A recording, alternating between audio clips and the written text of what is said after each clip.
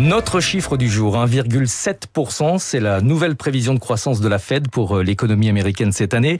Le chiffre a été revu à la baisse, mais on est encore très loin de la récession que certains redoutent aux États-Unis. Bonjour Julien Kistrebert. Bonjour. Gérant chez Taylor Asset Management. Alors la Fed corrige ses prévisions de croissance, mais c'est quand même loin d'être la catastrophe. Oui, c'est encore loin d'être la catastrophe, puisqu'on passe de 2,1% attendu au mois de décembre à 1,7% aujourd'hui. Bon, le sujet est assez simple. L'économie, c'est la confiance. Les incertitudes liées à la guerre commerciale, évidemment, ont un impact sur les investisseurs, mais aussi sur le consommateur et les entreprises. Et donc tout ça, évidemment, crée un peu une zone de trouble. En tout cas, la Fed annonce qu'elle devrait baisser ses taux encore à 2 reprises cette année. Et elle fait déjà un premier geste, puisqu'elle ralentit la vitesse de réduction de la taille de son bilan à 5 milliards contre 25 milliards précédemment. Statu quo d'ailleurs que Donald Trump n'a pour l'instant pas commenté. Est-ce qu'il existe vraiment un risque de récession aux États-Unis? Est-ce que d'autres indicateurs économiques sont plus inquiétants que les prévisions de croissance de la Fed?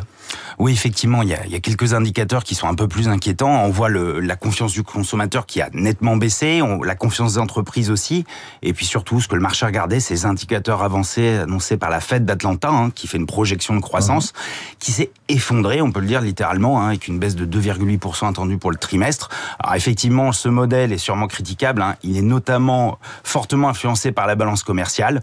Perspective de droits de douane, les importations américaines ont énormément augmenté et donc ce chiffre se dégrade très rapidement, plus près de nous.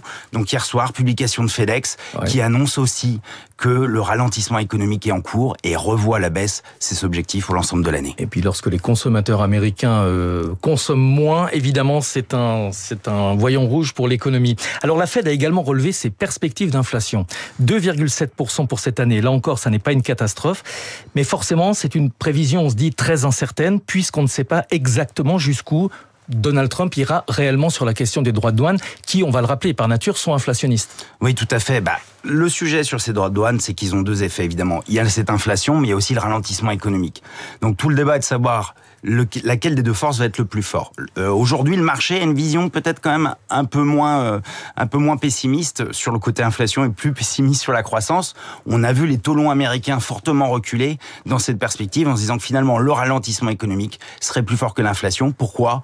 Parce que les droits de douane, comme l'a dit Jérôme Powell d'ailleurs, le président de la Fed, c'est transitoire. Ouais. Effectivement. 1,7% de croissance et 2,7% d'inflation, ça n'est pas une catastrophe, mais est-ce que la Fed ne risque pas de se retrouver dans une situation compliquée si elle doit lutter contre une remontée des prix à la consommation et en face de ça, une économie qui croît moins vite que prévu?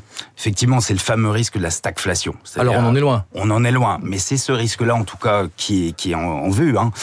Donc aujourd'hui, effectivement, la Fed est dans une position délicate. D'ailleurs, elle ne dit pas data dependent, dépendante des data comme on a pu le dire par le passé, mais elle le pense toujours. Donc voilà, donc elle est dans une zone un peu compliquée. Elle donne des projections, mais c'est vrai que les décisions politiques que peuvent être prises par le président américain mettent une zone d'incertitude, même pour eux, assez forte. On en a parlé cette semaine dans le chiffre du jour, mais le marché attend toujours une baisse des taux de 50 points de base aux États-Unis et de 50 points de base également pour la Banque Centrale Européenne d'ici la fin de l'année. Oui, tout à fait. Il n'y a pas de changement à ce niveau-là. On voit quand même que les marchés obligataires ont des réactions très différentes. Côté des États-Unis, on vous disait les taux longs ont baissé. Côté européen, ils ont plutôt monté pour une raison toute simple. C'est les nouvelles dépenses budgétaires, ReArmEU, donc le plan de relance sur la défense en Europe, et puis le fameux plan d'infrastructure Bazooka en Allemagne. Donc tout ça a plutôt fait remonter les taux européens à court terme. Et les marchés actions, on a vu quand même des corrections assez importantes sur certaines valeurs.